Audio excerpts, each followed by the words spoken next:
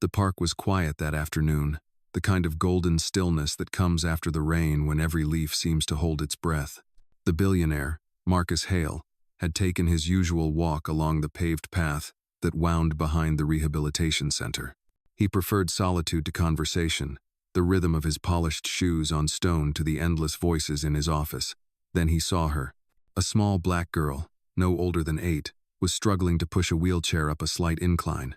In that chair sat a boy with thin arms and one leg wrapped in a cast, his blonde hair ruffled by the wind. The girl's tiny hands trembled, but she refused to stop. Her sneakers slipped against the damp path. Her breath came in quick gasps, yet she whispered to the boy, "Almost there. Do not worry. I got you." Her voice was gentle but full of determination. Marcus froze. It took him a second to recognize the boy. It was his son, Owen. The nurse who was supposed to be with him was nowhere in sight.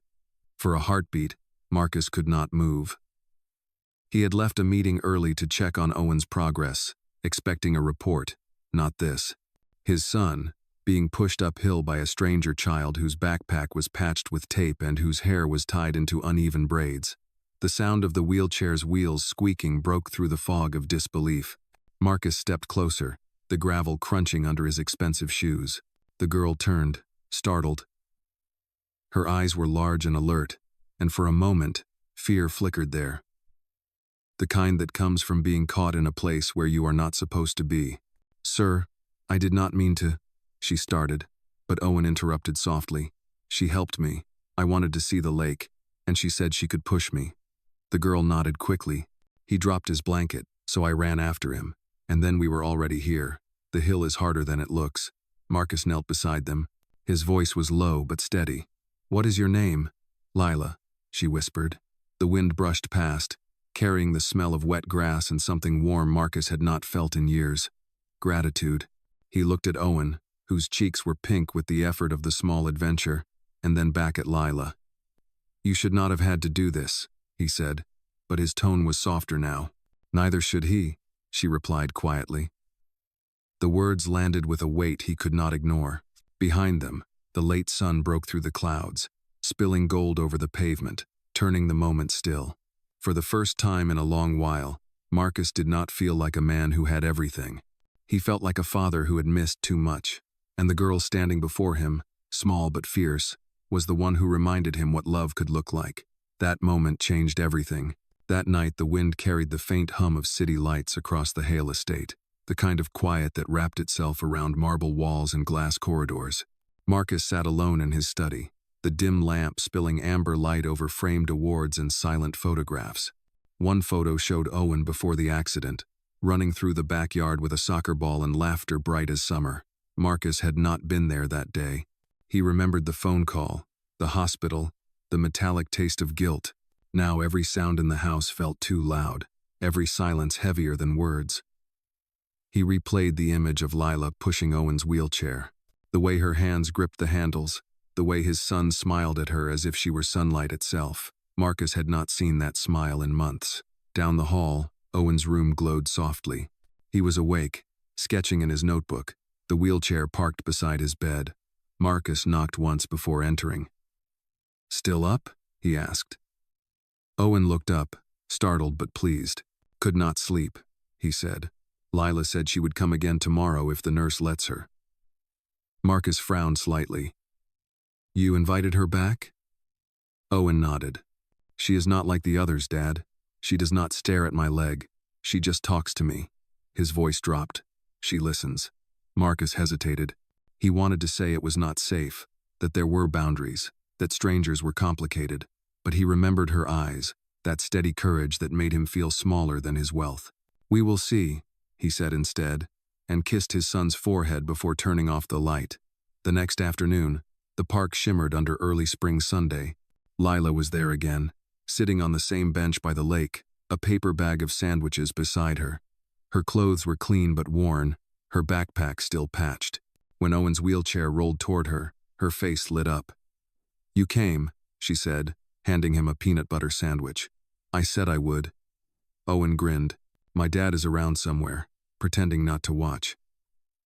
Lila laughed, a soft sound like bells in wind. Dads do that. They pretend to be invisible. Marcus stood a few yards away, hands in his coat pockets, pretending indeed. He watched them talk about cartoons in school, about how Lila collected bottle caps for art projects. Her words tumbled out with a kind of bravery that children who grow up fast often carry. At one point, Owen asked, "Do you have a mom?" She looked down at her shoes. "She passed when I was little. My grandma takes care of me now. She says kindness is a kind of medicine." Owen thought for a moment. "She sounds smart." Lila smiled. "She is. She says broken things can still shine." Marcus felt the words strike deep. For the first time in years, he realized his house, his meetings, his fortune were built around keeping things unbroken, even when they already were. Later, when the sun began to dip, Marcus approached them. Lila stood up quickly, nervous again. "Sir, we were just talking," she said. "It is all right," Marcus replied. "You helped my son. You can stay for a while." Owen beamed. Lila's shoulders relaxed. They watched ducks gliding across the water, and the world felt simple. But simplicity has a way of making complicated hearts uneasy. That evening, back at the estate, Marcus's assistant called. "Mr. Hale, there are photos online. Someone saw Owen at the park with a stranger girl. Should I have them taken down?" Marcus exhaled slowly. "No, let them be." The assistant paused. "Sir, people might question." "Let them question," Marcus interrupted. "For once, they will see something real." After hanging up, he stood by the window and looked at the lights flickering in the distance. He wondered what kind of life Lila returned to after sunset. He pictured a small apartment, a woman's laughter replaced by silence, a girl doing homework under the hum of a broken lamp. The thoughts settled in him like a seed. The next morning, he called the rehabilitation center. "There is a girl named Lila who visits sometimes," he said. "Make sure she can come in without trouble." The nurse hesitated, then said, "Of course, Mr. Hale." Later that day, Owen's laughter echoed through the courtyard again. Marcus listened from his office window, a rare sound he had almost forgotten. For the first time, it did not remind him of what was lost. It reminded him of what could still be found. That evening, when Lila waved goodbye, she turned and said, "See you tomorrow, Mr. Hale." He found himself smiling without meaning to. Somewhere between her courage and his son's joy, a door had opened inside him, the kind that once opened, never closes again. By the end of that week, Lila had become a regular visitor at the rehabilitation garden. The nurses greeted her with polite smiles, and the guard by the gate learned her name. She always arrived after school, carrying her patched backpack and a small lunch bag that smelled faintly of peanut butter. Owen waited for her every day, the excitement in his eyes making the long hours of therapy bearable. Marcus often pretended to read his newspaper on a nearby bench, but his gaze drifted toward them again and again. The friendship between the two children grew in the kind of quiet way that heals old wounds. They laughed at silly jokes, built stories out of clouds, and made up names for the ducks that waddled near the pond. Lila had an unshakable calm about her, as if the world's chaos had already tested her, and she had survived. Marcus noticed how gently she spoke to Owen, how she never looked at his missing leg but always at his eyes. One afternoon, as the air carried the sweet scent of blooming magnolias, Marcus overheard a conversation that stopped him in his tracks. Owen asked softly, "Do people ever look at you like you do not belong?" Lila tilted her head, thinking. "All the time," she said with a small shrug. "When I sit on the wrong bench, or walk into a fancy store, people look like I stole something. Grandma says that is because they forget to see with their hearts." Owen looked down at his hands. "They do that to me too, since the accident." Lila's eyes softened. "Then maybe we are the same kind of different." Marcus closed his newspaper slowly. Her words echoed in his mind long after they had gone home. That evening, while Owen was asleep, Marcus found himself pacing his study. The phrase repeated like a whisper, "the same kind of different." He poured himself a glass of water and looked out the window at the city lights stretching across the horizon. He thought of all the meetings, the parties, the polite smiles that never reached anyone's soul. Then he thought of a girl with a taped backpack and the courage to make his son laugh again. The next day brought an unexpected turn. The head nurse approached Marcus with a concerned expression. Mr. Hale, there was a complaint, she said gently. One of the other parents saw the girl with your son and questioned if she should be here so often. They said it is unusual. Marcus frowned. Unusual to be kind? The nurse hesitated. They were concerned about safety. You know how people can be. He nodded, though anger stirred quietly beneath his calm. That afternoon, when Lila arrived, the guard hesitated before letting her through.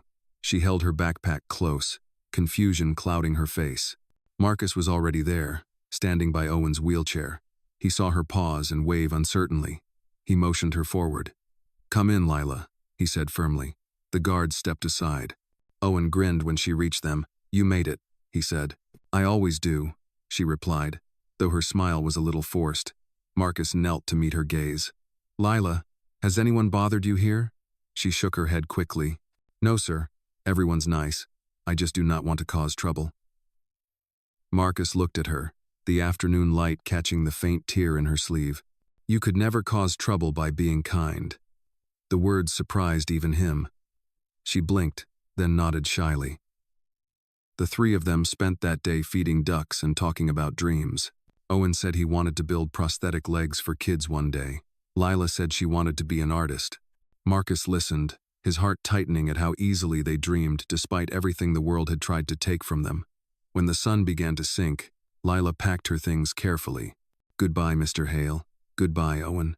Marcus stopped her. Do you have a ride home? I take the bus, she said. It is just 2 stops. Let me drive you, Marcus offered. It is getting dark. She hesitated, unsure. It is okay, sir. Grandma says I should not ride with strangers. Marcus smiled faintly. She is right. Tell her she raised you well. Lila grinned and waved as she disappeared down the path, her shadow stretching long behind her. Marcus watched until she was gone, the sound of the evening breeze filling the space she left behind. When he returned home that night, he found a small folded note tucked into Owen's sketchbook. It was a drawing of a duck wearing a crown, and below it, in messy handwriting, it said, "For the prince who forgot how to laugh." Marcus stared at it for a long time. Somehow, he felt that note was meant for both of them. What he did not know was that the next day, Lila would not show up, and the silence she left behind would be heavier than any noise he had ever known. The next afternoon, the park felt different, as if the air itself sensed that something was missing. Owen sat in his wheelchair by the pond, his sketchbook open on his lap, but his pencil did not move. Marcus stood a few steps away, pretending to check his phone, though his eyes kept searching the path where Lila usually appeared. The minutes stretched into an hour, and still she did not come. Owen tried to stay cheerful at first. Maybe the bus is late, he said softly, or maybe she had homework. Marcus nodded, but his jaw tightened. The sun dipped lower, painting the lake gold. When the nurse finally approached to wheel Owen back to the car, he refused. Just a few more minutes, he whispered. She said she would come. Marcus placed a hand on his son's shoulder, the weight of his palm both steady and heavy. We will check on her tomorrow, he said. That night, the house felt emptier than usual. Even the sound of the grandfather clock seemed too loud. After dinner, Owen pushed his plate away. Can you call the center, Dad? Maybe they know where she is. Marcus nodded and made the call, but the nurse said gently, She did not come today, Mr. Hale. Maybe something came up. Owen's eyes dimmed. Maybe she forgot.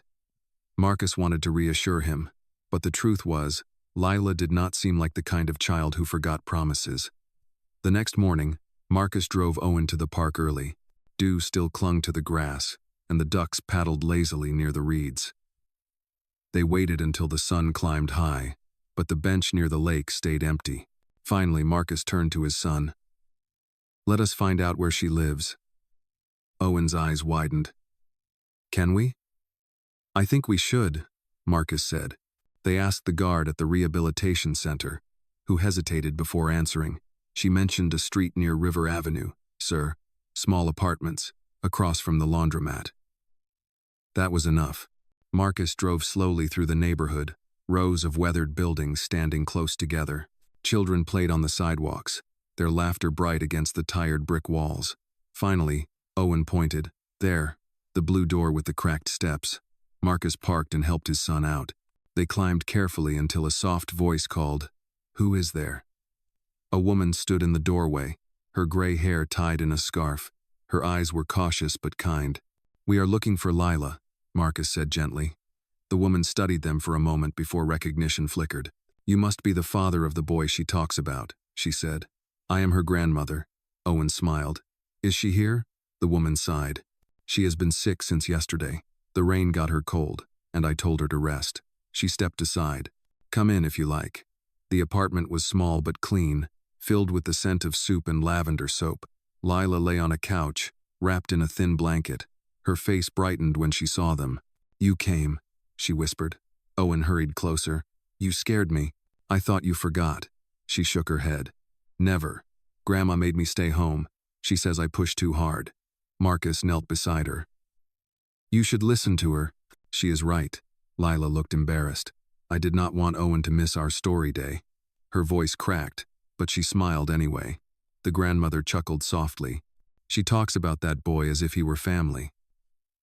Marcus glanced around the small apartment, noticing a single framed photo of a younger woman holding Lila as a baby. He lowered his voice. "You raised her well." The woman nodded. "Her mama passed when she was 4. All we have is each other." Owen reached into his backpack and pulled out his sketchbook.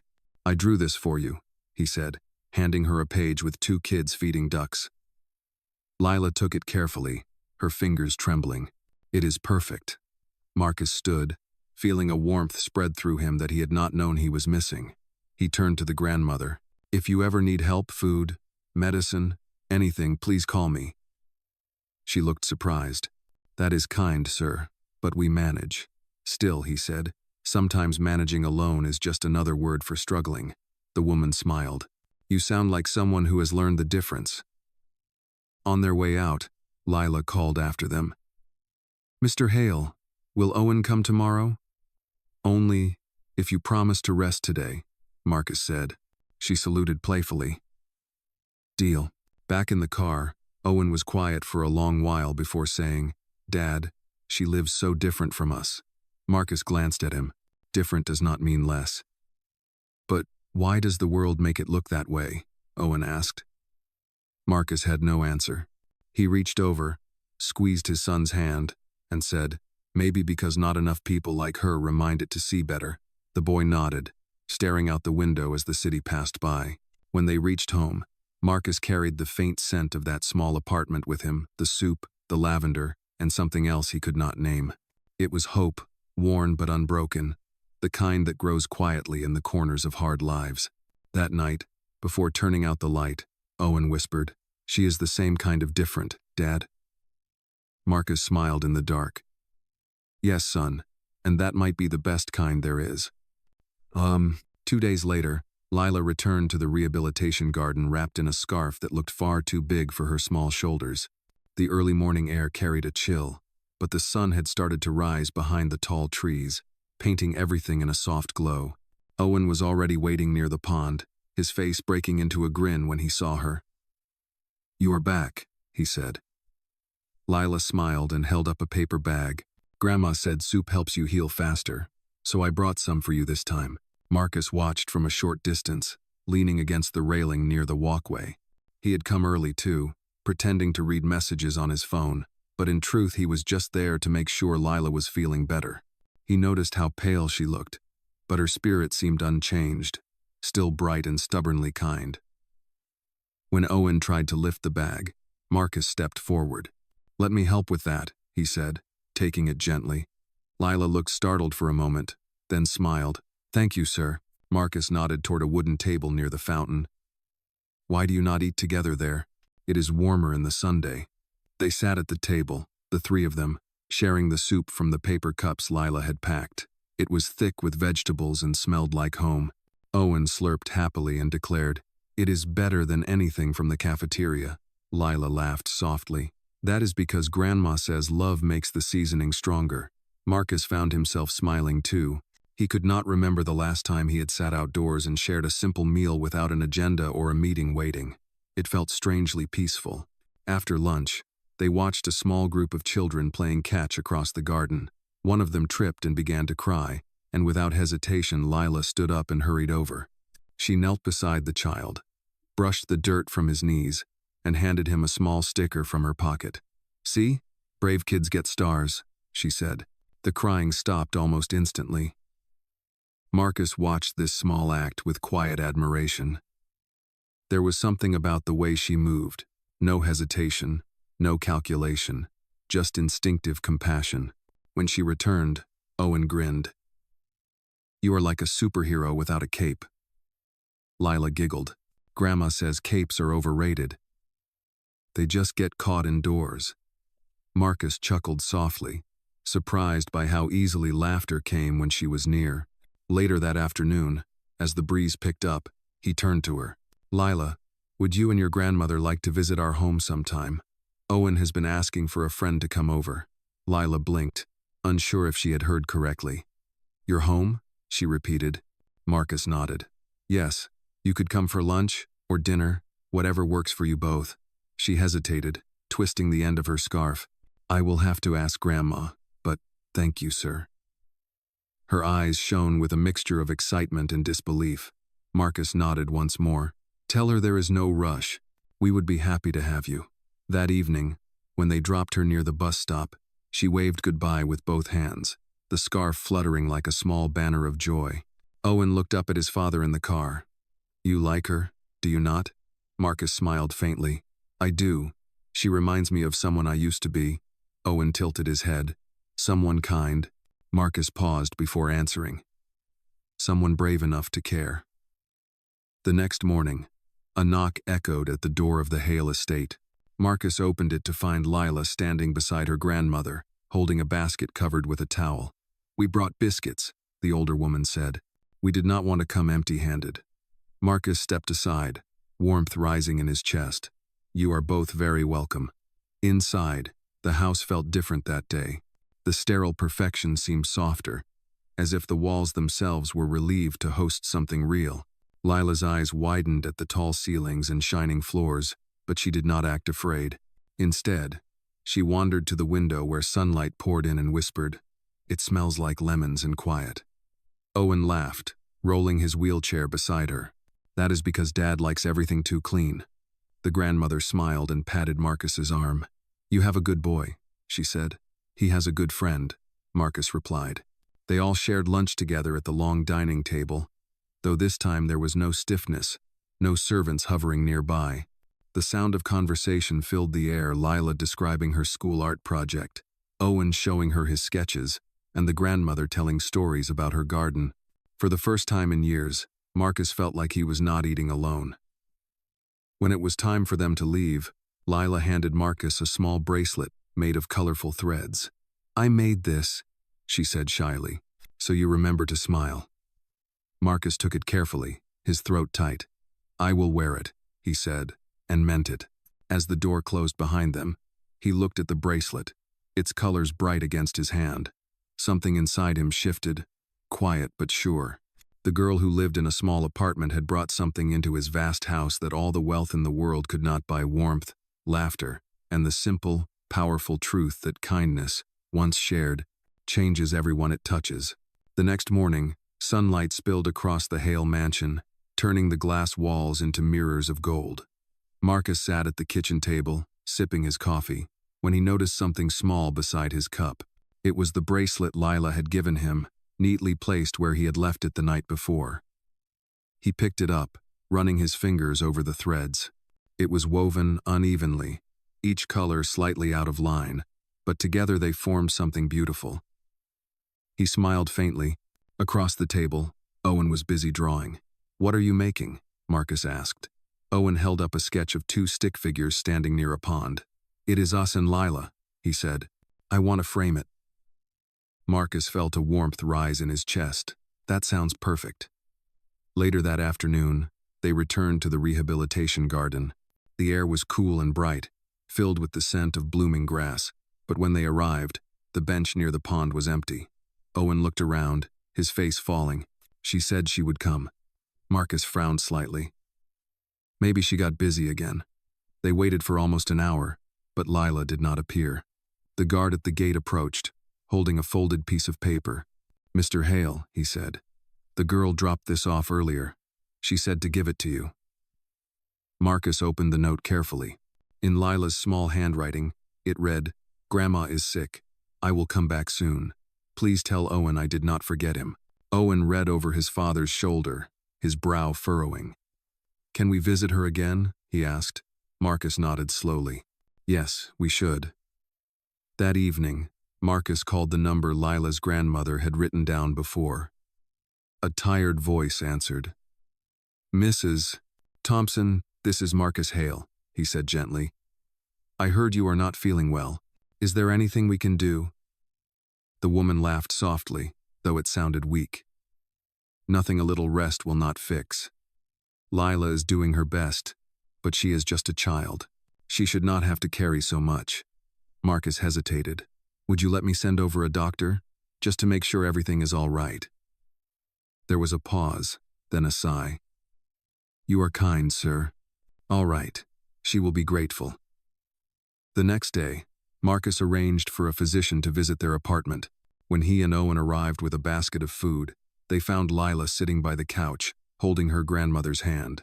The old woman's smile was faint but real. Look at that, she said. 2 angels bringing groceries. Lila's eyes filled with relief. She is going to be okay, she whispered. Owen knelt beside her, handing her a small thermos. We brought soup. My dad made it this time. Lila looked surprised. You cook? Marcus chuckled softly. Barely, but I am learning. The doctor finished his examination and reassured them that it was just exhaustion. As they were leaving, Lila tugged at Marcus's sleeve.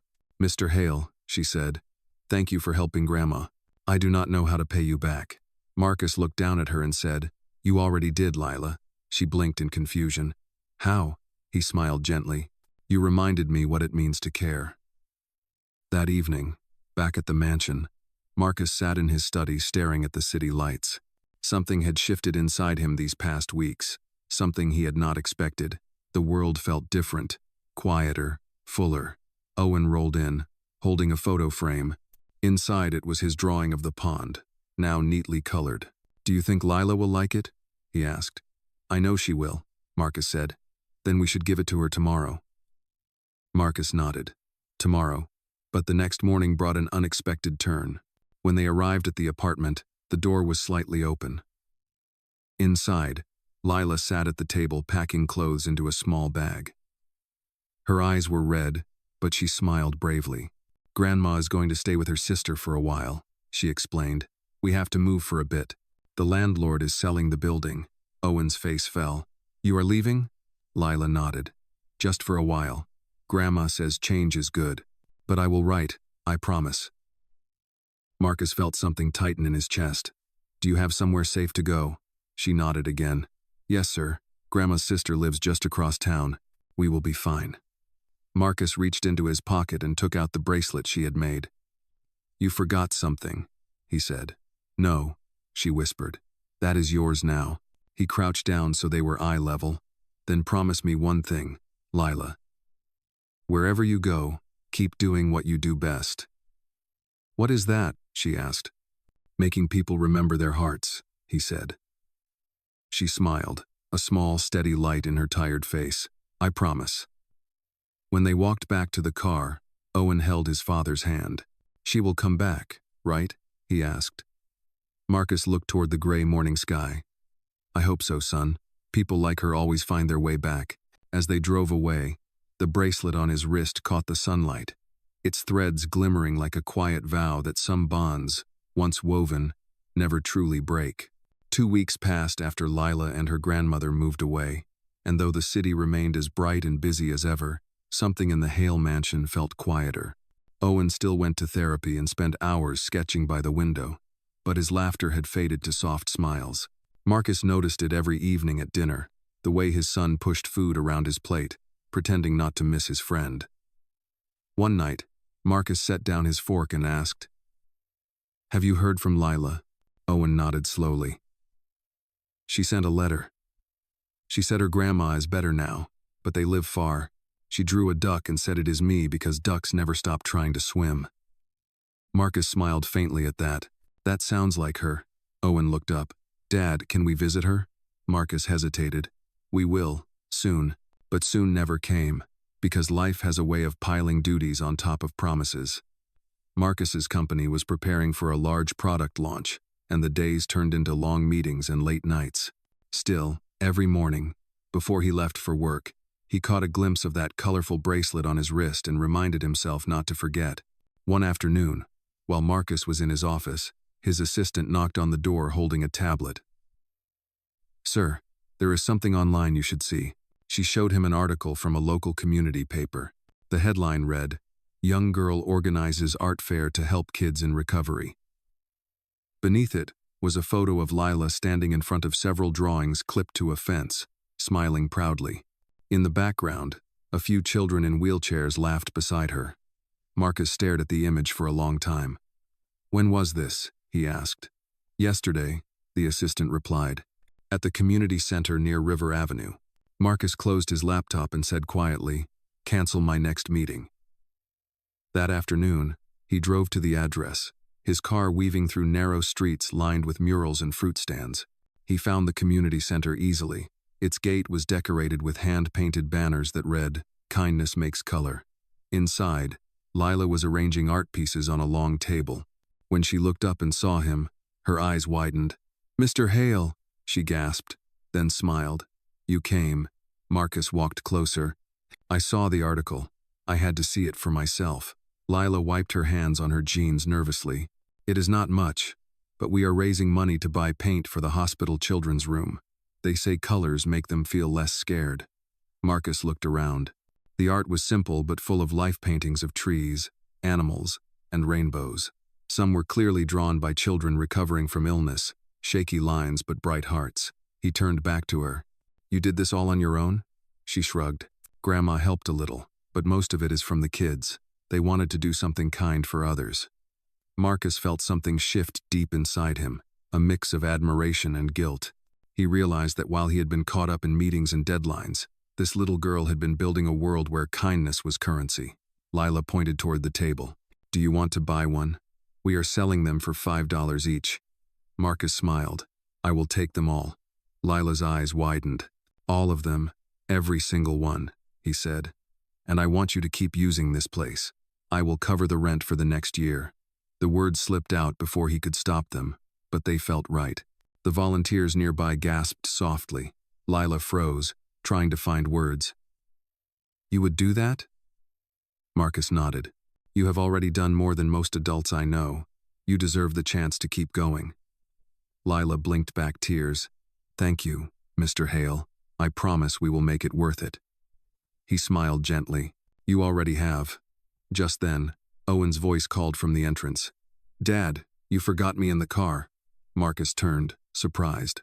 Owen wheeled himself into the courtyard, eyes lighting up as he spotted Lila. You are really here, he shouted. Lila ran toward him, laughing, and for a moment it felt as if the weeks apart had never existed. They spent the afternoon helping her organize the fair. Owen manned the donation box while Marcus hung more paintings along the fence. Every so often, Marcus caught himself laughing at something small, a spilled cup of lemonade. A child chasing a balloon, and realized how much he had missed this sound. As the sun began to set, painting the sky orange and pink, Lila handed Owen a small canvas. This one is for you, she said. On it was a picture of two ducks swimming side by side, one larger, one smaller, both looking toward the same horizon. It is us, she said, because even if the water changes, friends still find the same sky. Owen grinned. It is perfect. Marcus swallowed hard, his throat tight. He reached out and placed a hand on her shoulder. You are doing something special, Lila. Do not ever stop. She looked up at him and said softly, Then promise you will not either. He nodded. I promise. As they left that evening, Marcus looked back at the courtyard glowing under string lights. Children laughing, art fluttering in the breeze. For the first time in years, he did not feel like a man repairing a broken life. He felt like someone helping to build a new one. The art fair became more than a small neighborhood event. Within a few weeks, pictures of Lila's community project began spreading online. Local reporters wrote about the young girl who brought children together to paint hope, and soon, Strangers from other towns sent letters and donations to support her cause. Marcus watched it all unfold with a quiet pride that surprised him. He had funded many charities in his life, but none of them had ever felt this alive. At dinner, Owen talked excitedly about their next visit to the center. "Lila said they are going to paint a mural on the back wall," he said. "She wants me to help design it." Marcus smiled. That sounds like a great idea, but not everyone shared his enthusiasm. 2 days later, while Marcus was at a business luncheon, one of his board members leaned toward him and said in a careful voice, "Marcus, there is talk about your association with that girl from the community center." Marcus set down his glass. "Association? You have been seen at public events with her. There are photos. Some people think it might not look appropriate for someone in your position." Marcus's jaw tightened. "You mean because she is a child, or because she is poor?" The man looked uncomfortable. "You know how the media twists things. It might reflect badly on the company." Marcus took a long breath before replying. "Then let them see it for what it is. A reminder that compassion is not bad publicity." The man had no answer. When Marcus returned home that evening, he found Owen sitting on the floor of the living room, surrounded by paintbrushes and small jars of color. "I am practicing for the mural," he said cheerfully. Marcus smiled and knelt beside him. "Do you need help?" Owen shook his head. "Lila says I should paint from the heart, not from the hand." Marcus chuckled softly. "That sounds like her." The next day, Marcus and Owen drove to the community center with a trunk full of paint supplies. The courtyard buzzed with laughter and music. Children dipped brushes into bright colors, covering the wall with shapes and symbols, hearts, stars, waves, and trees. Lila was at the center of it all, her hair tied up with a red ribbon, her hands smudged with blue paint. When she saw them, she waved excitedly.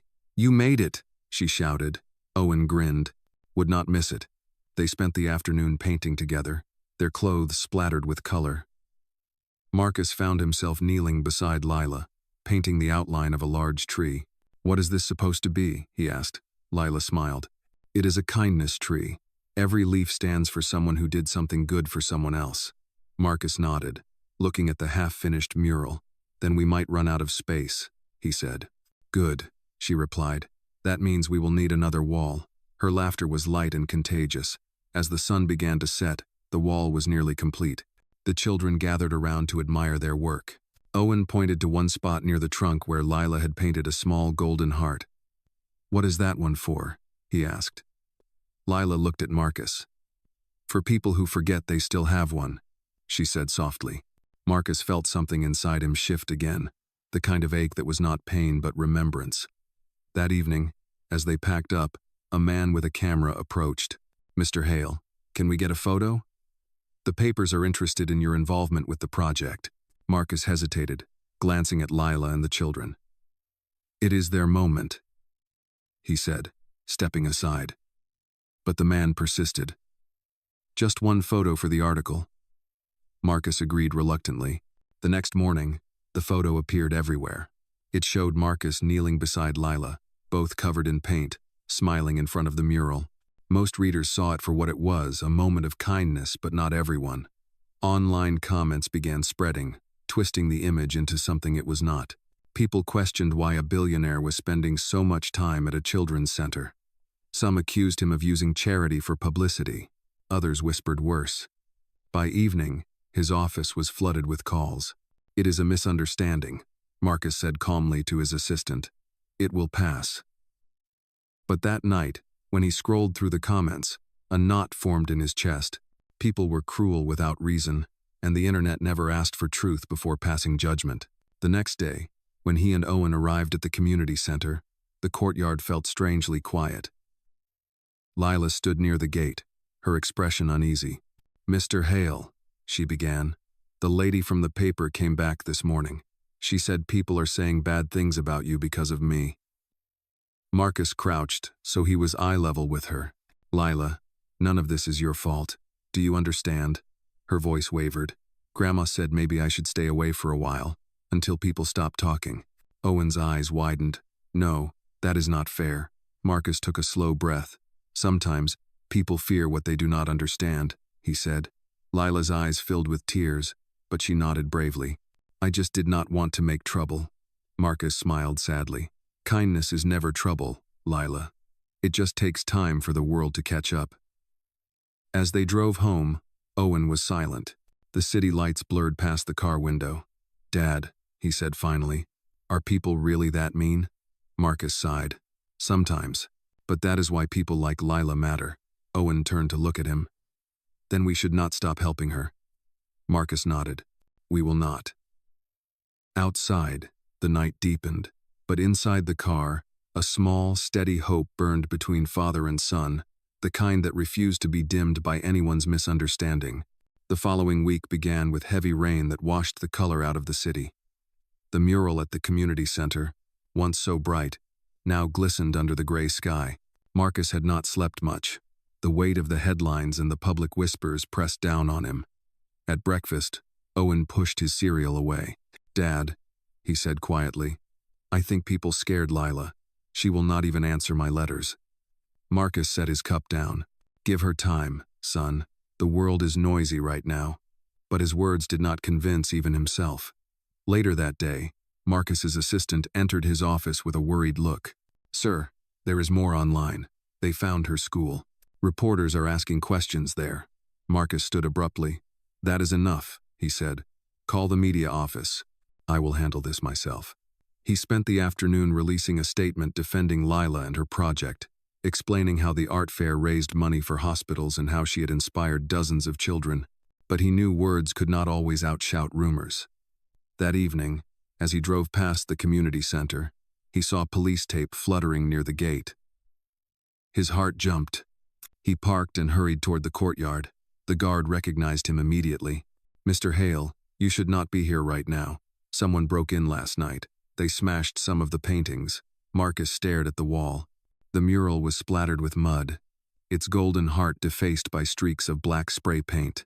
The kindness tree looked wounded, its colors bruised. Who would do this? Marcus whispered. The guard shook his head. Probably kids, or someone who wanted attention. Marcus clenched his fists. Where is Lila? She came this morning, the guard said softly. When she saw it, she cried. Then she took her little box of brushes and left. Marcus swallowed hard. Did she say where she was going? No, sir. Without another word, Marcus returned to his car and called Owen. I need you to stay home tonight, he said gently. There is something I have to fix. He drove through the rain until he reached River Avenue. The lights from the small shops shimmered across puddles. He parked near Lila's apartment building and climbed the stairs 2 at a time. When the door opened, her grandmother stood there, holding a cup of tea. Mr. Hale, she said in surprise. You look like you have seen a ghost. I saw the mural, Marcus said quietly. Is she here? The old woman nodded toward the small balcony. She is out there, has not said much all day. Marcus stepped outside. Lila sat on a wooden crate, her knees drawn to her chest, her small fingers still stained with paint. The rain had stopped, but her hair clung to her face. She did not look up when he approached. I tried to clean it, she said softly, but it just smeared worse. Marcus knelt beside her. Lila, I am sorry. This should not have happened. She shook her head. It is not your fault. People just do not like what they do not understand. He sighed. That is true, but they do not get to erase what you built. Lila finally looked at him, her eyes red from crying. It was so pretty. The kids worked so hard. Now it looks like it never mattered. Marcus reached into his coat pocket and pulled out a small folded paper. It was a photograph of the mural before it was destroyed, the colors bright and whole. It still matters, he said. You made something that helped people feel seen. No paint can take that away. She stared at the photo for a long moment, then whispered, Do you think we can fix it? Marcus smiled faintly. I think we can do better than fix it. We can make it new. The next morning, Marcus arrived at the community center with Owen and several volunteers from his company. Word had spread overnight, and by noon, dozens of people had gathered, many of them parents with children who had painted the wall. The police tape was gone, replaced by buckets of paint and laughter. Lila stood at the center, holding a brush almost as tall as her arm. She looked at Marcus uncertainly. Are you sure we should? He nodded. It is your wall, Lila. Show them that kindness cannot be painted over. The first brushstroke fell like a sunrise. Together, they covered the dark streaks with layers of color. Owen sat nearby, sketching a new heart, this one larger than before. When he held it up, Lila laughed. "That is perfect," she said, and together they painted it right in the center of the wall. Reporters appeared again, but this time the story was different. The new headline read, "Community Unites to Restore Kindness Mural." Cameras clicked, but no one cared about fame anymore. They were too busy painting. When the wall was finally finished, the golden heart shone brighter than ever. Lila stepped back, her face splattered with color, her smile wide. Marcus watched her and felt something he had not felt in years. Peace. Owen wheeled himself forward and said, "You see, Lila, they could not break it." She grinned. "That is because kindness has strong glue." Everyone laughed. As the sun broke through the clouds, the mural glowed, and for a moment, the whole world seemed to pause and breathe again. Marcus looked down at his bracelet, its colors matching the wall, and whispered to himself. They tried to silence goodness, but it only made it louder. That evening, when the crowd dispersed and the streetlights flickered on, Lila turned to him and said quietly, "Thank you for believing in me." Marcus smiled. "No, Lila, thank you for reminding me why I should." The morning after the mural was restored, the sun poured down as if the sky itself wanted to celebrate. The community center buzzed with joy, children laughing as they pointed at their work, parents smiling proudly. Lila stood beside Marcus and Owen, her clothes still flecked with paint, her eyes bright with exhaustion and pride. Reporters asked questions, but Marcus let her speak for them both. "We just wanted to remind people that kindness does not disappear when it is challenged," she said into the microphone. "It just gets stronger." Her words rippled through the crowd, soft but powerful. When the interviews ended, Marcus turned to her and said quietly, "You are braver than most adults I know." Lila grinned. "Grandma says courage is not loud, it is steady." Marcus nodded. She is right. Later that day, he invited her and her grandmother to lunch at the same cafe where he used to meet business partners. It felt different now, less about deals and more about presence. The waitress smiled when she recognized Lila from the news. "You are the kindness girl," she said warmly. Lila blushed. "I guess I am." They ordered soup and sandwiches, and for a while the conversation was light. Then Lila's grandmother looked at Marcus and said, "You have done more for her than you know." Marcus shook his head. "She is the one who changed everything. I just happened to be there." The older woman smiled knowingly. Sometimes being there is enough. That afternoon, when Marcus dropped them home, Lila handed him a folded piece of paper. "Open it later," she said. Inside the car, Owen asked, "What is it?" Marcus smiled. "A secret, apparently." When he opened it that evening, he found a small hand-drawn picture of the three of them standing under the kindness tree. Above them were the words, "Thank you for believing." He set it on his desk and stared at it for a long time, feeling something deep inside settle like calm water. The next week, Marcus attended a charity event downtown. The ballroom was filled with polished laughter, sparkling glasses, and conversations about stocks and philanthropy. Yet as he looked around, all he could think about was a painted wall in a small neighborhood that meant more than all this glitter combined. When it was his turn to speak, he stood at the podium and took a slow breath. "A few months ago," he began, "I met a little girl who reminded me that real generosity is not about writing checks or cutting ribbons. It is about showing up when it matters and listening with your heart." The crowd fell silent. "She taught me that kindness does not need an audience. It just needs courage." He did not mention her name, but he did not have to. The sincerity in his voice was enough. Later that evening, as he walked to his car, he noticed a small group of reporters waiting. One of them called out, "Mr. Hale, are you referring to the Kindness Mural Project?" Marcus smiled faintly. "Yes, that little girl did more for this city than I ever could. She reminded us all that compassion is not weakness, it is strength." The next morning, an article appeared titled, "Billionaire Credits Child's Kindness for His Transformation." Unlike before, the comments were filled with gratitude. People donated to the community center, Schools invited Lila to speak, and the story of the mural spread far beyond the neighborhood. When Marcus showed the article to Owen, the boys smiled proudly. "See, Dad, the world caught up." A few days later, Marcus and Owen visited Lila again. She was sitting on the steps outside her building, painting a small wooden sign. When she saw them, she lifted it proudly. It said, "Kindness lives here." Marcus laughed. "That seems true enough." Lila handed the sign to him. "It is for your house, so you do not forget." He took it gently. "I will not." Then he reached into his pocket and pulled out a small box. "This is for you." Inside was a silver locket shaped like a heart, engraved with the words, "Keep shining." Lila gasped softly. "It is beautiful." "It is just a reminder," Marcus said, "that your light matters." She hugged him quickly, then stepped back, shy but grateful. "Thank you, Mr. Hale." Owen grinned. "Now you have matching hearts, the mural and the necklace." Lila laughed. "Then we are officially kindness partners." They spent the rest of the afternoon playing with sidewalk chalk, drawing hearts and stars along the pavement. The laughter of children echoed through the block, reaching windows where tired faces turned to smile. As the sun began to set, Lila looked at Marcus and said, "Do you ever think about how small things can change big things?" Marcus nodded slowly. "Every day now."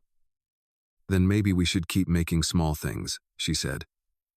"Little pieces of good until they fill the whole world." Marcus looked out at the street glowing in the golden light and felt that rare, perfect stillness that comes when everything makes sense. "Yes," he said softly, "that sounds like the best plan I have ever heard." That night, he placed the wooden sign by his front door. Every morning after, he saw it before leaving for work, a simple reminder carved in a child's handwriting. "Kindness lives here." And for the first time in a very long time, he knew it was true. Autumn came softly that year, carrying the scent of dry leaves and cinnamon into every open window.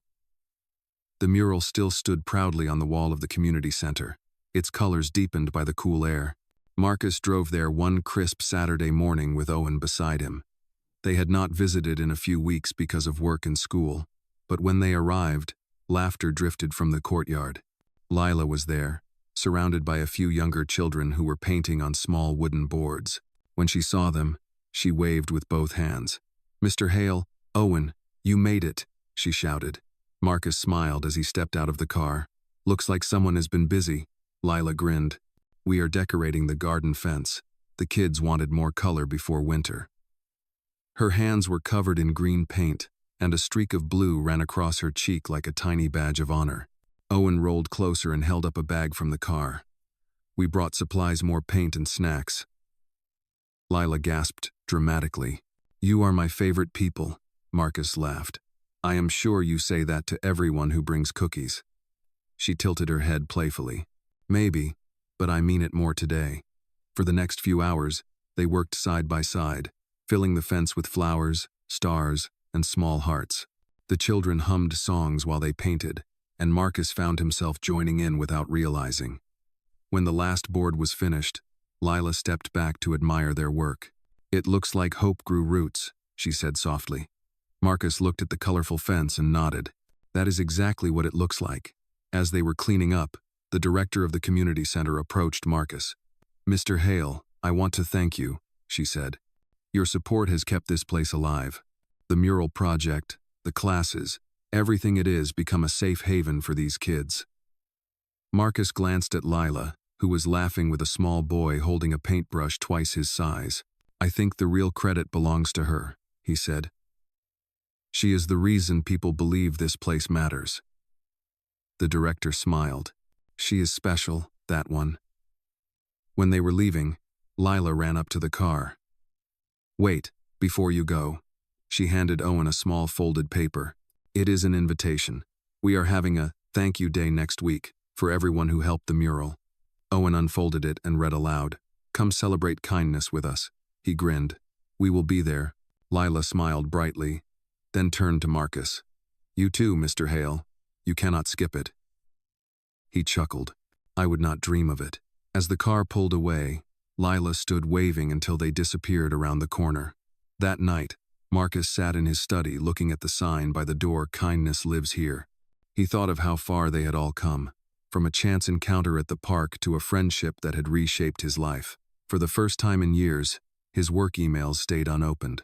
The next week, on the day of the event, the courtyard was filled with balloons, music, and laughter. Tables overflowed with cookies, juice, and drawings. Marcus arrived with Owen, both wearing shirts splattered with old paint stains. When they entered, the crowd cheered. Lila ran over and handed them each a handmade badge shaped like a heart. "Now you are official members of the Kindness crew," she declared. Owen laughed. "I thought I already was." "Now it is official," she said proudly. The celebration began with the children singing a song they had written about kindness. Their small voices rose into the cool afternoon air, simple and pure. When the song ended, the director called Lila to the small stage. "This young lady has reminded us that compassion can start with one brave heart," she said. Lila blushed as she took the microphone. "I do not know if I am brave," she said, glancing at Marcus and Owen. "But I know that good things happen when people care. This mural, this garden, it is not just mine. It belongs to everyone who believed in it." The crowd clapped, and Marcus felt a lump form in his throat. When the applause quieted, he stepped forward and handed her a small box. "We wanted to thank you too," he said. Lila opened it carefully. Inside was a gold pin shaped like the kindness tree from the mural. "Now you can carry it with you," Marcus said. Tears filled her eyes, but she smiled through them. "It is perfect." The crowd clapped again, and Owen whispered, "You are famous now." Lila laughed. "Famous for paint stains and cookies." The rest of the day was filled with laughter, games, and stories. As the sun began to dip behind the rooftops, casting long golden rays across the courtyard, Marcus looked around at the smiling faces, the parents, the children, the volunteers, and felt a sense of belonging he had never known before. When they were leaving, Lila ran up to them once more. "Mr. Hale," she said, "do you ever miss the old you, the one before you met us?" Marcus looked at her thoughtfully. "No," he said, "because I think the old me was waiting for you to remind him who he was supposed to be." Lila grinned. "Then I guess we both did our jobs." She waved as they left, her red ribbon glowing like fire in the fading light. That night, as Marcus tucked Owen into bed, the boy asked, "Dad, do you think kindness ever ends?" Marcus brushed his hair gently. "No, son, it just changes hands." Outside, the wind rustled through the trees, carrying the faint laughter from the day like a promise that what had started with a single act of courage would continue, growing quietly in the hearts of everyone it touched. Winter crept in slowly, dressing the city in silver light and long shadows. The mural still stood strong against the cold, its colors softened by frost but its message brighter than ever. Marcus found himself visiting the community center more often, sometimes to drop off supplies, sometimes just to watch the laughter he had helped preserve. But peace, like seasons, never lasts unchanged. One morning, during a board meeting at his company, an investor brought up a familiar concern. "Marcus, you have done incredible things lately, but your constant involvement with that center is raising eyebrows. The shareholders think your image is becoming too emotional. They want stability, not sentiment." Marcus looked at the man across the table, his tone calm but his eyes steady. "What they call sentiment, I call humanity. We are not just numbers on a page." The room fell silent. Later that day, as he sat in his office overlooking the city, he received a call from his assistant. "Sir," a reporter called again, asking if the girl from the mural is related to you. "They are implying favoritism in your donations." Marcus rubbed his forehead. "Tell them she is related by kindness, nothing else." That night, over dinner, he told Owen about it. The boy frowned. "Why do people keep trying to make something bad out of something good?" Marcus sighed. "Because sometimes, when people do not understand love, they try to explain it with suspicion." The next day, when he arrived at the community center, the usual cheerful energy felt dimmer. Lila greeted him with her smile, but there was a shadow in her eyes. "Mr. Hale, Grandma got another letter," she said softly. "Someone sent it after reading the news. They said mean things, Said we were using your name to get attention. Marcus felt a slow burn rise in his chest. I am so sorry, Lila. People can be cruel when they are afraid of goodness. She shrugged bravely. Grandma says not to let words decide who we are. He nodded. She is a wise woman. They spent the afternoon repainting small spots on the mural where the cold had peeled the paint. Owen joined them, humming as he drew new shapes beside the kindness tree. For a while, everything felt right again. But when Marcus returned home that evening, his phone buzzed with a message from his head of communications. Sir, the board has scheduled an emergency meeting. They want you to step back from public involvement for a while. He stared at the message, the warmth from the day draining away. He knew what it meant. They feared that his heart was bad for business. That night, he stood by the window, looking at the city lights. He had built his empire on discipline and logic. But it was a little girl with paint on her hands who had taught him what real strength was. He could not abandon that lesson now. The next morning, he arrived at the center earlier than usual. Lila was sweeping the snow from the steps.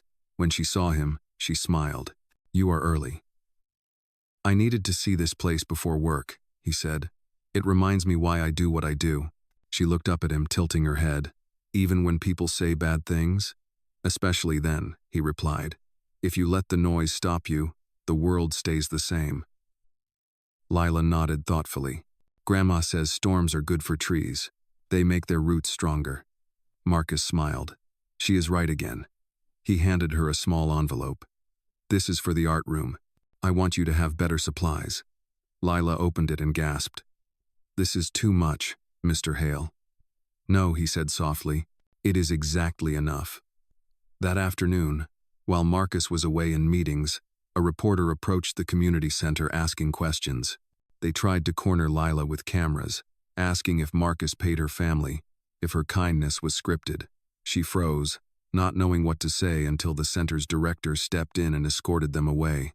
When Marcus returned and heard about it, he felt a familiar ache of guilt. I should have protected her better, he said quietly. Owen shook his head. You cannot protect everyone, Dad. But you can keep showing them what right looks like. That night, Marcus called Lila's grandmother. I want you both to know I am sorry, he said, for all the attention, for the noise. The old woman chuckled softly. Do not apologize for kindness, son. It is the only thing worth being noisy about. Marcus smiled at that. Then I suppose we will keep being loud. Over the next few weeks, despite the cold and the gossip, the mural project grew again. New families joined, painting fresh messages beside the kindness tree. Every time Marcus visited, Lila was there, her scarf wrapped tightly, her smile steady. One evening, as they cleaned their brushes, she said, Mr. Hale, maybe people do not need to understand kindness. Maybe they just need to feel it. Marcus looked at her and nodded slowly. And you, Lila, make them feel it every single day.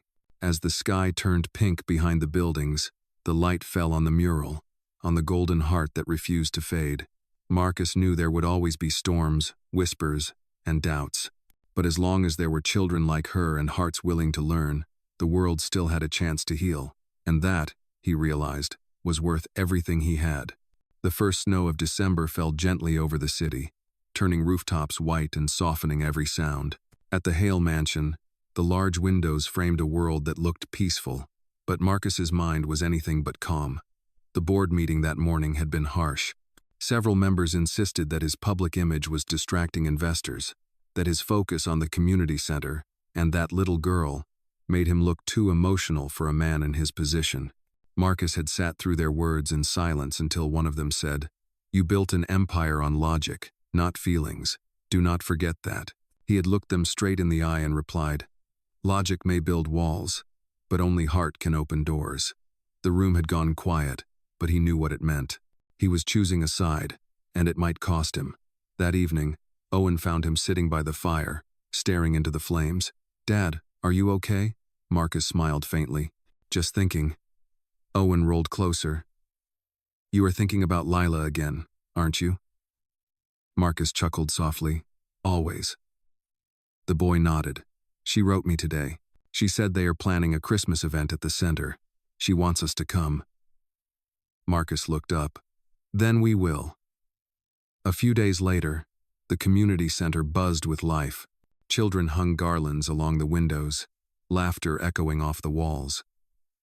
Lila was in the middle of it all, giving directions with the authority of someone much older. When she saw Marcus and Owen arrive, her face lit up. "You came," she said, running over. "Of course," Marcus replied. "Would not miss it." The afternoon was filled with songs, crafts, and the smell of hot cocoa. Marcus helped set up a table of gifts for families in need, while Owen read a story to a small group of younger kids. For a while, it felt like the world outside did not exist. As the day turned to evening, the lights dimmed for the final song. Lila stood on a small stage, holding a candle, her voice clear and steady. "Kindness is like light," she said. "It spreads even when it is small." The crowd joined in, each person holding a candle until the whole room glowed softly. Marcus watched, his chest tightening with pride.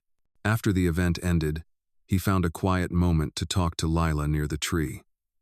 "You have a gift," he said. "Not just for painting, but for leading."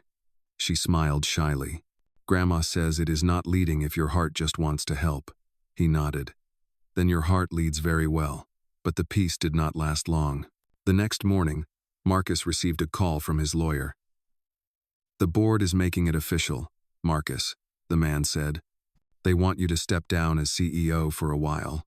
They are calling it a mutual agreement for reputation management." Marcus was silent for a long time.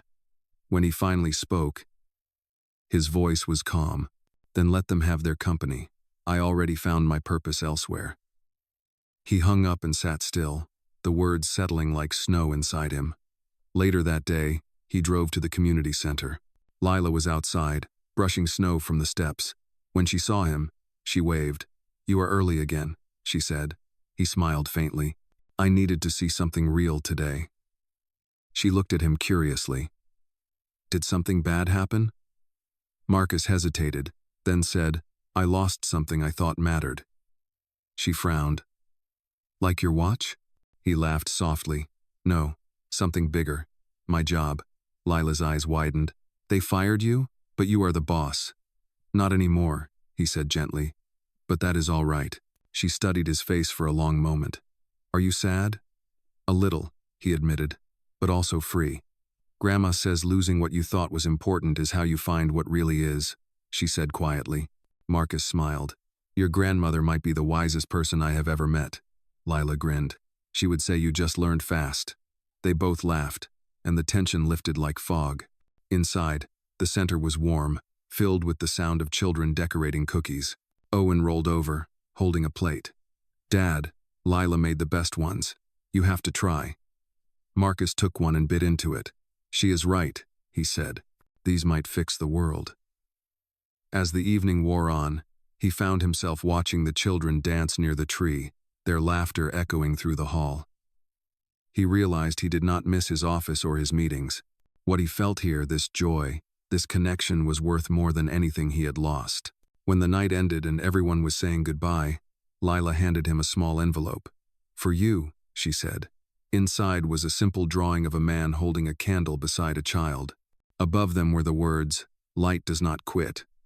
Marcus looked at it, his throat tight. "I think I needed this today." She nodded. "That is why I made it." As he walked to his car, the snow began to fall again, quiet and soft. He looked back once more at the glowing windows of the community center and whispered to himself, maybe losing everything was the only way to remember what matters. In that moment, under the falling snow, he understood that sometimes life takes things away only to make space for something far better, the kind of light that never goes out.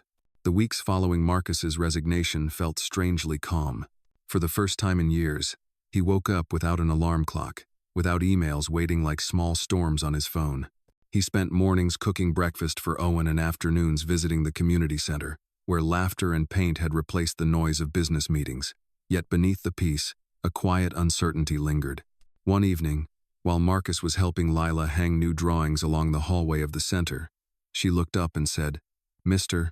Hale, do you miss being in charge of big things?" He paused, the hammer still in his hand. Sometimes, he admitted. But I think big things were never as big as I thought. She tilted her head. So now you like small things better? He smiled. I like real things better. Lila nodded thoughtfully, her eyes gleaming with the wisdom of someone far beyond her age. Grandma says when you stop chasing, the right things find you. Marcus chuckled softly. Your grandma could run the world. She already does, Lila said proudly. That weekend, the community center hosted a small winter fair.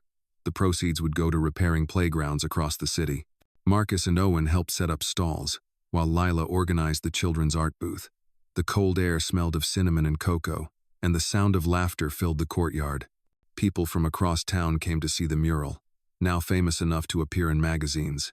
Marcus stood watching from a distance, his breath forming soft clouds in the air. A local reporter approached him with a microphone. Mr. Hale, many people say your decision to leave the corporate world was shocking. Do you have any regrets? Marcus looked toward the mural where Lila and the children painted small snowflakes across the kindness tree. No, he said simply. You do not regret losing your position, your influence, the reporter pressed. Marcus shook his head. Influence only matters when you use it to make life brighter. Power without purpose is just noise. The next morning, the article appeared online with the headline, Former Billionaire Chooses Kindness Over Control. The story spread quickly. But this time, the reaction was different. Messages of gratitude poured in from people who had followed his story since the mural first appeared. They thanked him for reminding them that wealth meant nothing without compassion. A few days later, Marcus received a letter from one of his former board members. It read, Perhaps you were right. Logic built this company, but heart will be the reason it survives. Marcus smiled quietly. Life, it seemed, had its own way of writing full circles. Meanwhile, Lila's grandmother's health had begun to improve, and the small apartment that once felt like a shadowed corner of the world now glowed with laughter and color. Marcus often stopped by after dropping Owen off at school, bringing groceries or just sitting for tea. The old woman always greeted him the same way. Son, you look more human every time I see you. He would laugh and reply, That is the best compliment I have ever received. One snowy afternoon, Lila invited Marcus and Owen to the park. The lake was frozen, and children were skating across its surface. Owen, still learning to maneuver on the ice with his braces, laughed every time he fell. Lila offered her hand to help him up. You are getting better, she said.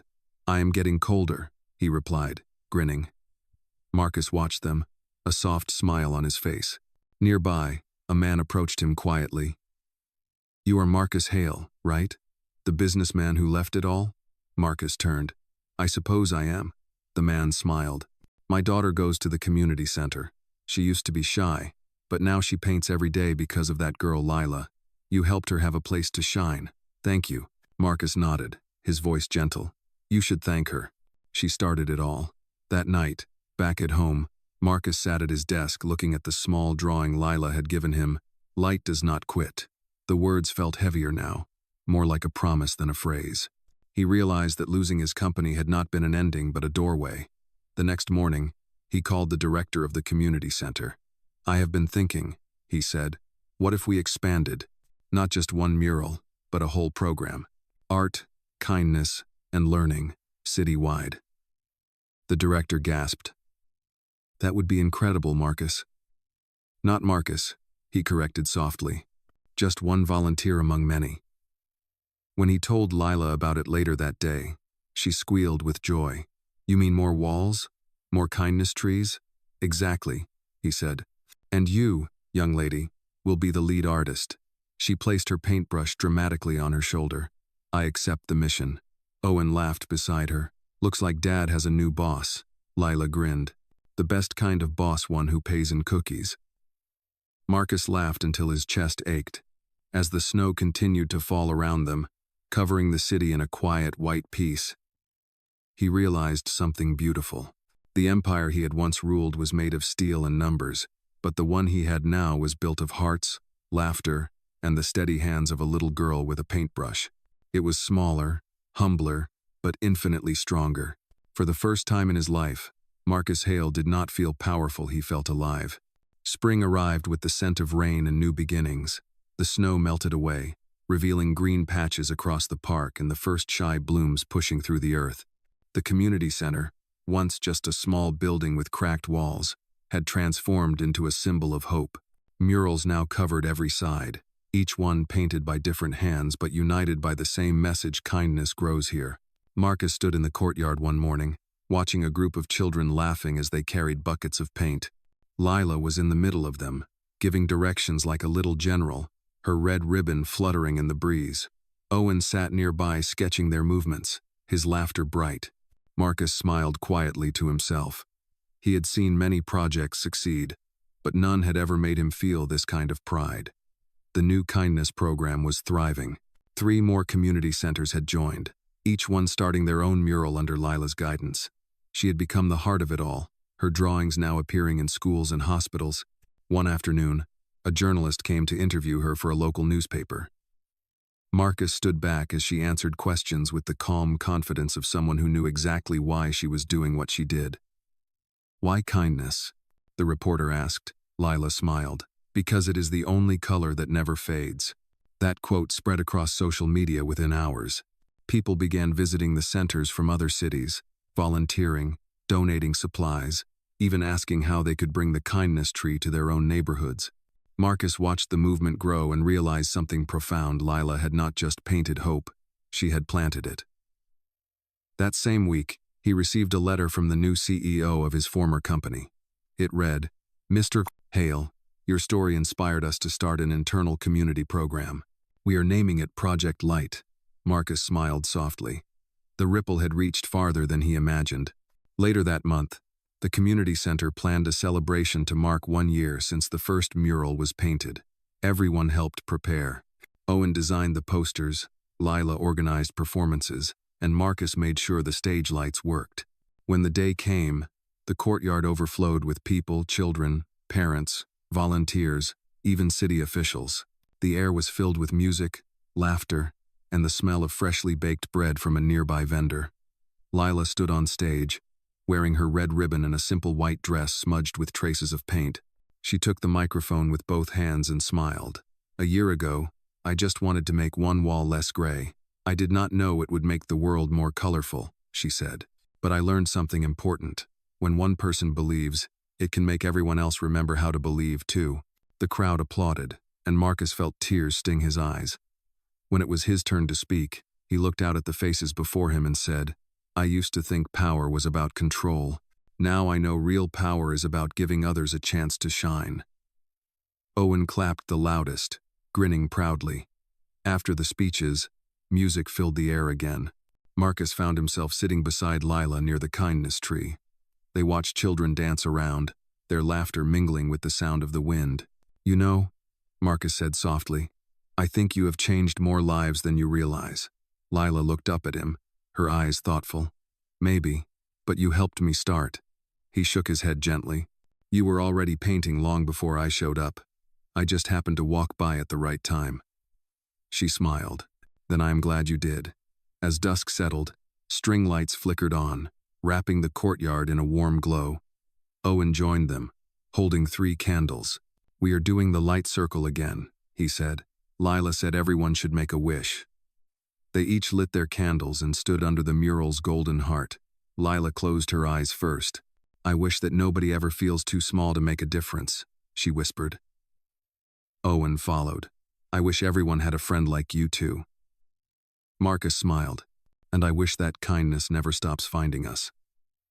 Their candles flickered together, the flames steady against the evening breeze. Around them, the crowd joined in, hundreds of tiny lights illuminating the courtyard until it looked like the stars had come down to listen. Later that night, after the celebration ended and the streets grew quiet, Marcus stood alone by the mural. The painted heart gleamed faintly under the moonlight. He thought about how everything had begun a lost child, a small act of care, and a truth that had grown stronger than any building or company. When he turned to leave, he noticed a new line written near the bottom of the wall in Lila's handwriting. It said, "Kindness is the one thing that always comes back." Marcus touched the words lightly, smiling.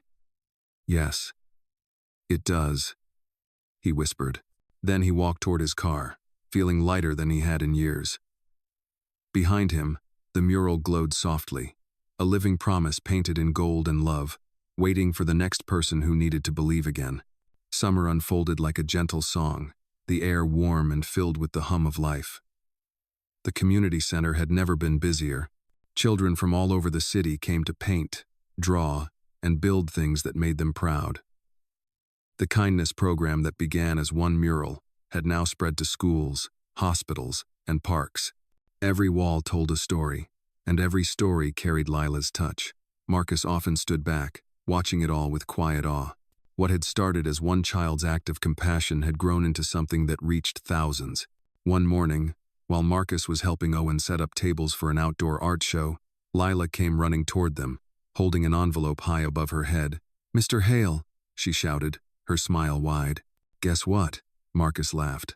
"I do not know, but I think you are about to tell me." She handed him the envelope. "It is from the mayor's office. They want to give the Kindness Project an award." Owen cheered. "That is amazing." Lila nodded proudly. "They said it is for inspiring unity across the city." Grandma cried when she read it. Marcus felt something tighten in his chest, a mix of pride and tenderness. "You earned it, Lila, every bit of it." She grinned. "We all did. You and Owen and Grandma and everyone who painted." The ceremony was scheduled for the following week at City Hall. On the day of the event, Lila wore a simple blue dress and her favorite red ribbon, and Marcus arrived in a navy suit that somehow felt too formal for the occasion. The hall was filled with officials, reporters, and families from the neighborhoods that had been touched by the project. When it was time for speeches, the mayor stepped up to the podium. "There are awards for business, for science, for leadership," she said. "But today, we honor something more powerful: kindness. And this young lady reminded our city what that means." She gestured to Lila, who walked up shyly, holding the small golden plaque with both hands. Cameras flashed, but all Marcus could see was the little girl who once carried a disabled boy through the park, unafraid of judgment. When Lila finished her short thank you speech, she turned to Marcus and motioned for him to come up. "You help too," she said into the microphone. The crowd applauded as Marcus joined her on stage. He looked down at her, then at the audience, and said, "I thought I was teaching her about the world. Turns out, she was teaching me how to live in it." The room erupted in applause, and for a moment, it felt like the entire city breathed together. After the ceremony, reporters surrounded them again, but this time their questions were kind. "What is next for the Kindness Project?" one asked. Lila smiled. "We are going to make more trees, maybe one in every city." Marcus laughed softly. "You might need a bigger paintbrush." That evening, they celebrated with a small dinner at Lila's apartment. Her grandmother cooked stew, and the three of them sat around the small table, sharing stories and laughter. Owen showed them a sketchbook filled with drawings of future murals, and Lila added notes beside each one. "I think this one should be at the children's hospital," she said, "and this one in the park near the old bridge." Marcus watched them and felt a deep peace settle inside him. He had spent years chasing achievements that vanished as soon as they were reached. Now he understood that real success was measured in smiles, not profits. A few days later, Marcus received a call from his former company. The new CEO wanted to partner with the Kindness Project, offering funding for expansion across the country. Marcus hesitated at first, unsure if involving corporations again was the right move. But when he told Lila, she said simply, "If they want to help people, let them. Maybe they are learning too." Her words reminded him of something he had once told her: that kindness is not weak, it is contagious. The partnership went forward, but this time, Marcus made sure it stayed true to its roots. Every new mural was painted by local children, every wall filled with messages of unity. Months passed, and the kindness movement became a phenomenon. Schools used it as a teaching program, and families traveled to see the original mural that started it all. One warm evening, Marcus, Lila, and Owen stood together in front of that first wall. The colors glowed in the sunset, and the golden heart shimmered as if alive. "Do you ever think about that day?" Marcus asked. "The first time you painted this?" Lila nodded. "Every time I walk past, I remember. It was scary at first, but I just kept painting." "That is what life is," Marcus said softly. "Keep painting, even when you are scared." Owen smiled. And make sure you do not run out of color." They laughed, the sound blending with the distant hum of the city. As the last light faded, Marcus looked at them, both the little girl who changed him and the boy who taught him patience, and he felt something more powerful than success or pride. He felt gratitude. He realized that he had not lost his purpose. He had simply traded it for something purer. And as the stars began to appear above the kindness tree, he whispered to himself, "This is what forever should feel like." Autumn returned quietly, brushing the city with gold and amber light. The kindness movement had grown beyond anything Marcus or Lila could have imagined.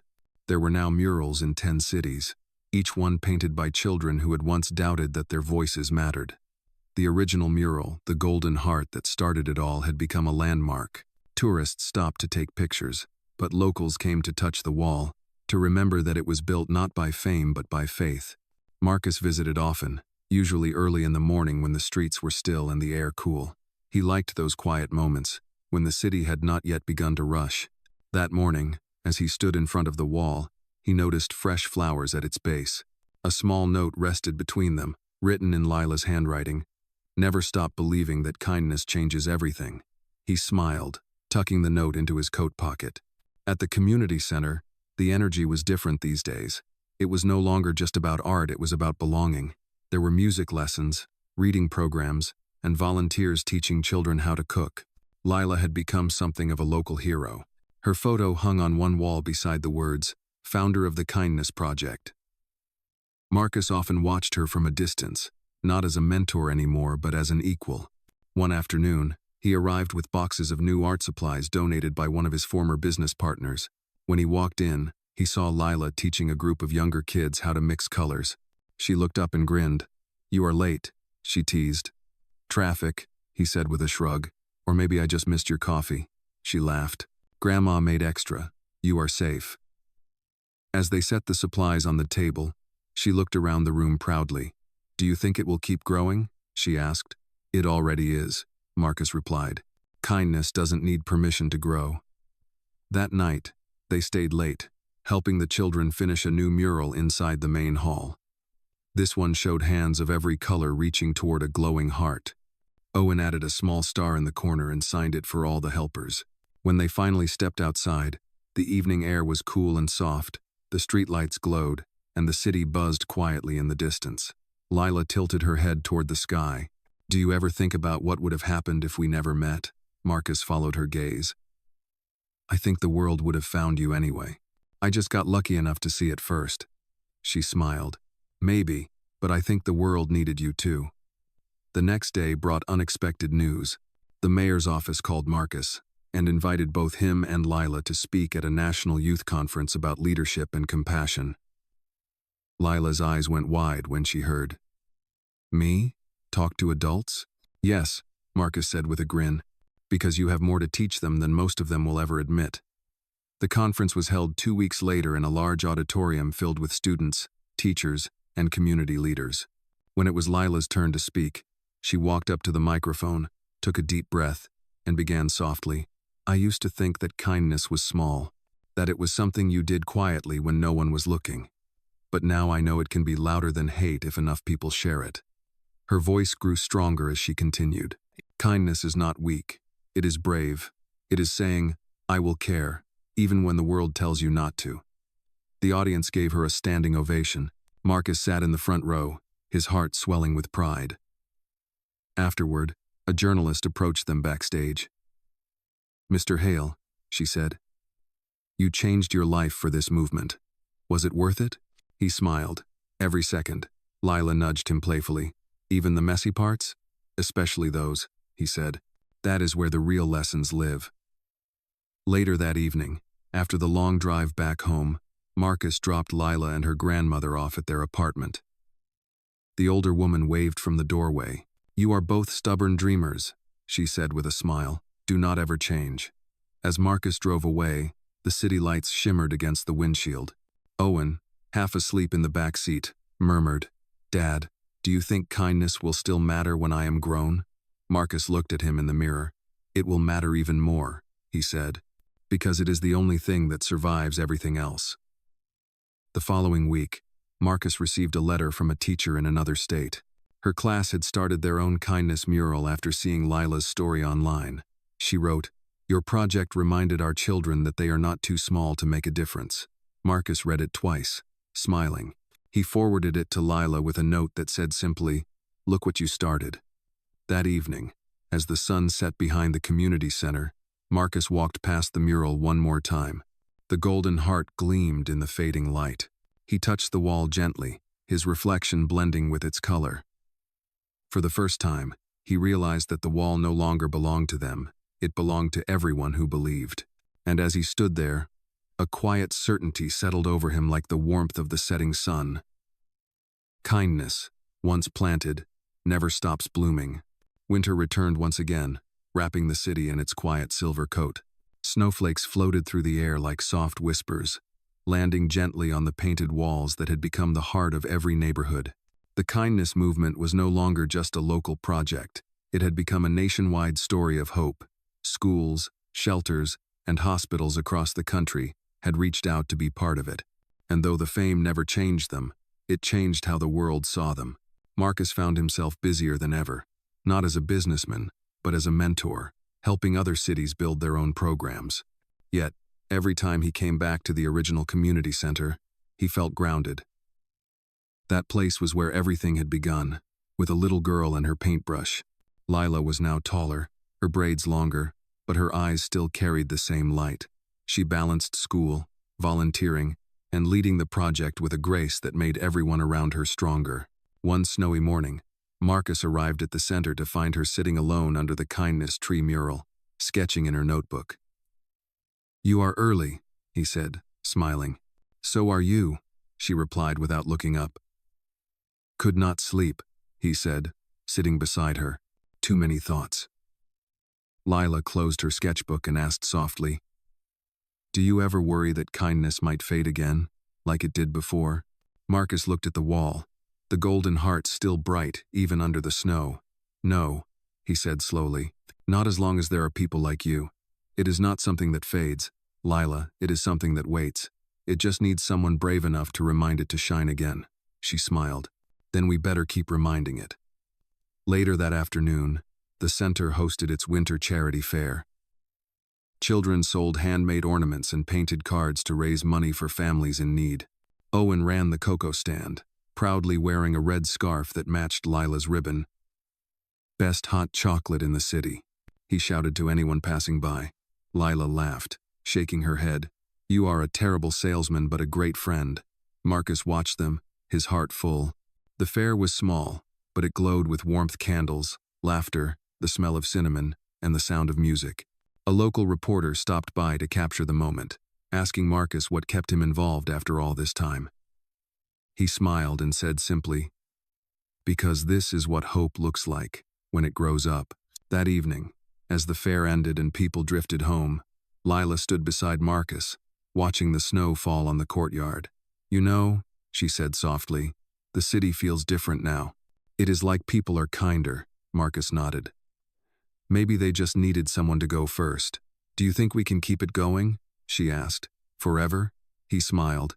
"Kindness does not belong to time, Lila. It keeps going as long as people remember why it started." They stood in silence for a while, the mural glowing faintly behind them in the streetlight. Just then, Owen ran up holding a small box. "Dad! Lila, look!" Inside was a collection of little paper hearts covered in children's handwriting. Each one said something different. "Thank you. You helped me. I will be kind too." Lila's eyes filled with tears. "They made these during the fair," Owen said proudly. "They said they wanted to give something back." Marcus picked one up and read aloud. "Kindness taught me to be brave." He looked at Lila. "That one sounds familiar." She laughed softly. "Maybe it is catching on." The next day, Marcus received a phone call from a woman in another state. Her voice trembled as she spoke. "My daughter saw your story online," she said. "She was in the hospital for months, but she started painting because of Lila. Now she wants to start her own kindness tree." Marcus listened quietly, his heart heavy with emotion. "Tell her she already started it," he said gently. When he hung up, he sat in silence for a long time, realizing how far one act had traveled. That weekend, the city council announced plans to create a permanent exhibit dedicated to the Kindness Project, featuring the original mural and stories from families it had touched. They asked Lila and Marcus to attend the unveiling. On the day of the event, the courtyard overflowed with people despite the cold. As the curtain lifted, revealing a plaque beside the mural, Marcus read the inscription aloud. This wall began with one act of care and became a reminder that compassion is the strongest color of all. Lila stood beside him, her hand tucked into her coat pocket, eyes glistening. "Do you ever think it feels like magic?" she whispered. "No," Marcus said softly. "It feels like truth." The crowd erupted in applause as snow continued to fall. In that moment, the air was full of something that was not just celebration. It was connection, a quiet, steady promise that the world, no matter how complicated it became, still had room for good. As the night grew darker, Marcus glanced at Lila and Owen laughing with the other children, and for the first time, he realized that what they had built was not just a project or a program. It was a legacy, a living, breathing story of how one small heart could ignite thousands. He whispered to himself, kindness was never meant to end. It was meant to continue. Spring came again, soft and full of color. The air carried the scent of rain and fresh earth, and the city's walls, every one of them painted through the Kindness Project, seemed to bloom along with the season. Marcus stood in front of the original mural early one morning, his hands in his coat pockets, watching the sunlight touch the golden heart. It had been almost 3 years since the day he first met Lila, the little girl with a paintbrush and a soul bigger than the world. Now, the kindness movement was in over 20 cities, with thousands of children taking part. Yet to Marcus, this wall would always be the true beginning. He turned when he heard laughter behind him. Lila and Owen were running down the sidewalk, both carrying buckets of paint. "You two never stop, do you?" Marcus called out. Lila grinned. "You taught us that kindness does not clock out." Owen nodded in agreement. "We are adding new hearts for the next project." Marcus chuckled, shaking his head. "Then I suppose I better grab a brush." As they worked side by side, Lila looked up and said, "Mr. Hale, do you ever think about how different everything would be if you had not stopped that day in the park?" Marcus paused, dipping his brush slowly into a pot of gold paint. "Every day," he said quietly. "But maybe the world plans these meetings for us. Maybe we do not choose kindness, it chooses us." Lila smiled, her eyes shining. "Then I am glad it chose you." That afternoon, the community center held a gathering to celebrate the opening of a new branch in another state. Volunteers from all over came to attend. The courtyard buzzed with excitement as families brought food, music, and laughter. Lila, now a confident young leader, stood on stage to give a short speech. "When we started this, we were just painting walls," she said. "But we ended up painting hearts, and the best part is, everyone has a brush." The crowd erupted in applause. Marcus stood near the back, clapping along, his heart swelling with pride. Afterward, as people mingled and shared stories, a young woman approached him, holding a photo. "Mr. Hale, I do not know if you remember me," she said. "My brother was one of the kids who joined the first art class. He is in college now, studying to be a teacher. He said to tell you thank you for seeing him when others didn't." Marcus felt his throat tighten. "Tell him I am proud of him," he said softly. Later that evening, after everyone had left, Marcus and Lila stayed behind to clean up. The sky was painted in shades of pink and lavender. Lila picked up a stray paintbrush and twirled it between her fingers. "Mr. Hale," she said quietly, "do you ever feel like we are part of something bigger than us?" He nodded. "I think we always were. We just did not know it yet." She smiled. "Sometimes I worry that people will forget why we started." "They won't," he said, "because kindness does not live on walls, it lives in people. And people remember." The wind picked up slightly, rustling the banners that read, "Kindness lives here." Lila looked toward the mural, her expression soft. "Grandma says kindness is like a circle, it comes back to where it started." Marcus glanced at her, a smile tugging at the corner of his mouth. "Then it is already coming back to you." A few weeks later, Lila received an invitation to speak at an international youth summit in another country. The organizers wanted her to share how one community's project had sparked a global movement. When she told Marcus, he laughed with delight. "You are going global, Lila." She looked nervous. "I do not even have a passport." "Then we will get you one," he said. "The world needs to hear your story." The day of her departure arrived with clear skies. The entire community center came to see her off. Owen handed her a small travel-sized paintbrush wrapped in a ribbon. "In case you find another wall out there," he said. She hugged him tightly. "I will paint one for you." Marcus placed a hand on her shoulder. "Do not forget where it all began," he said. "I will not," she replied. "It started with a man who believed a little girl could change the world." Marcus smiled, his eyes warm, and she proved him right. When her plane took off, Marcus and Owen watched from the viewing area. The sun glinted off the wings as it rose higher, and for a moment, it looked like the plane was carrying the light from the kindness mural itself. In the weeks that followed, Lila's story spread even further. Photos of her speaking at the summit appeared in newspapers, her message translated into multiple languages. Letters poured into the community center from children around the world, drawings, thank you notes, and promises to start kindness trees in their own towns. Marcus read them every morning with his coffee, each one reminding him that what they had started was no longer theirs to keep, it belonged to everyone now. One evening, he walked past the mural again, the golden heart gleaming softly under the streetlight. Someone had added a new message beneath it, written in neat, careful handwriting: "Kindness started here, but it will never end." Marcus traced the words gently with his fingers, feeling the warmth even through the cool night air. He smiled and whispered, "That is exactly how it should be." And as he turned to leave, the golden light of the mural reflected across his face, a quiet, living proof that one small act of compassion could indeed echo forever. Years passed quietly, but the story of the Kindness Project never faded. The murals still glowed under every sunrise, the golden hearts shining like small suns across the cities. What began with one act of compassion had become a living movement, bigger than anyone could have imagined. Marcus often visited the original community center, now renovated and renamed the Hail Lila Foundation for Kindness. Its walls were covered with photos, drawings, and letters from children all over the world. He would walk through the halls slowly, running his hand along the memories painted there. Owen, now a teenager taller than his father, worked beside him, helping organize art programs for the new generation of children.